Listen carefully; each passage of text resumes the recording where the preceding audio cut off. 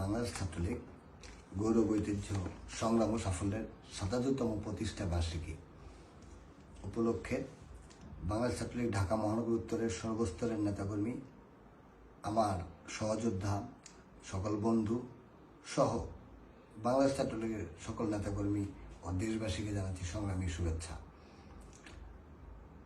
এই ইতিহাস ভুলে যাব আজ আমি কি তেমন সন্তান, যখন আমার জনকের নাম শেখ মুজিবুর রহমান।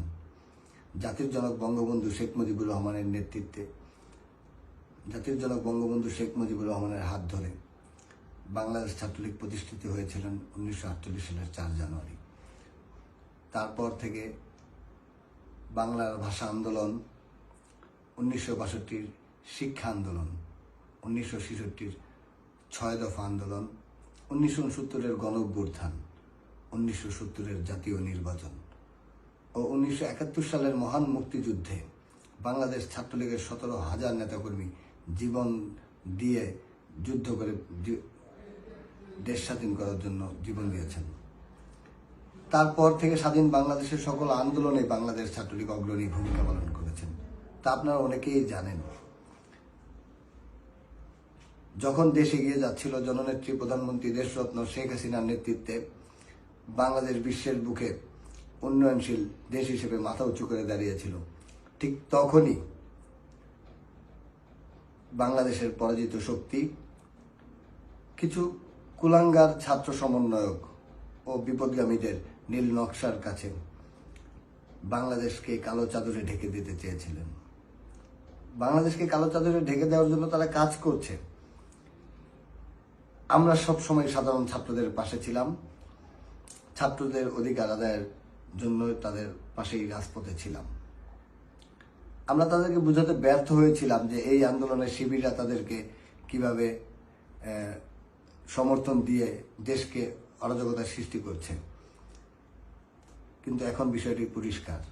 এখন সমন্বয়কদের স্বীকারোক্তিতেই সাধারণ মানুষরা বুঝতে পেরেছে যে সেই আন্দোলন ছিল দেশ বিরোধী আন্দোলন, জঙ্গিদের আন্দোলন। ছাত্রদের আবেগ নিয়ে তারা খেলা করেছে। তারা মায়ের মতন দেশের প্রধানমন্ত্রী, যিনি মাতৃস্নেহে দেশকে আগলে রেখেছেন, এই দেশের উন্নয়নের জন্য কাজ করছিলেন, তাকে হত্যার নীল নকশা করেছিলেন। আপনারা সবই জানেন। আমি শুধু এইটুকু বলবো যে 5ই আগস্টের পর থেকে ছাত্রলীগের নেতাকর্মীদের উপর হামলা করা হয়েছে। ছাত্রলীগের নেতাকর্মীদের বাড়ি বাড়ি গিয়ে তাদেরকে নির্যাতন করা হচ্ছে, হাজারো মিথ্যা মামলা দিয়ে তাদেরকে গ্রেপ্তার করা হচ্ছে। আমার ছাত্রলীগের ভাইরা আজ খুবই অসহায়ভাবে জীবনযাপন করছে। ছাত্রলীগের নেতাকর্মীরা তাদের ছাত্রত্বের ন্যূনতম সুযোগ সুবিধাটুকু কোথাও পাচ্ছে না।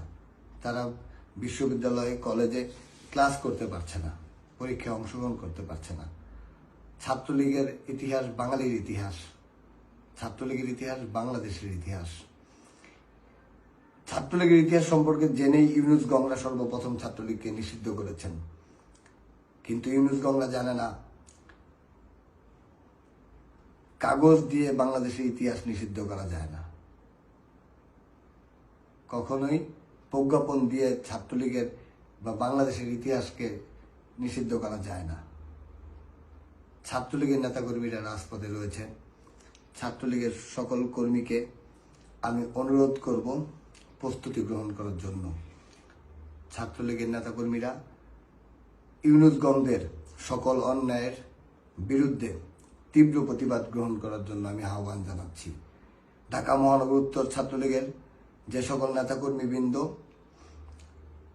জীবন মৃত্যুর সন্ধিক্ষণে দাঁড়িয়ে নিশ্চিত বিপদ জেনেও রাজপথে জননেত্রী প্রধানমন্ত্রী দেশরত্ন শেখ হাসিনাকে ফিরিয়ে আনার জন্য, শপথে বহাল করার জন্য কাজ করছেন, প্রোগ্রাম করছেন, তাদের সকলের প্রতি আমার পক্ষ থেকে আন্তরিক অভিনন্দন ও ধন্যবাদ ও কৃতজ্ঞতা। অন্তরের অন্তঃস্থল থেকে তাদেরকে জানাচ্ছি কৃতজ্ঞতা। যে কোনো প্রয়োজনে আমাকে মনে করবেন। আমি আপনাদের ভাই হিসেবে আগের পূর্বের মতোই এখনো রয়েছি। আমি সহ হাজারো নেতাকর্মী নির্যাতনের শিকার হয়েছি। 6ই আগস্ট আমাকে ধরে নিয়ে গিয়ে পূর্বাচলে নিশ্চিত মৃত্যু জেনে তারা আমাকে পানিতে ফেলে দিয়ে এসেছিল। আমি আমার মায়ের সাথে 1 মিনিট ভিডিও কলে কথা বলে শেষবারের মতো কথা বলে আকুতি জানালে সেই সুযোগটিও পর্যন্ত আমাকে দেওয়া হয়নি। এমন করে হাজারো নেতাকর্মীরা মৃত্যুবরণ করেছেন, তাদের রুহের মাগফিরাত কামনা করছি। যে সকল ভাইরা কাজ করছেন তাদের জন্য, তাদের প্রতি আমি স্যালুট জানাচ্ছি। আমি আপনাদের ভাই হিসেবেই আছি, ভাই হিসেবেই থাকবো।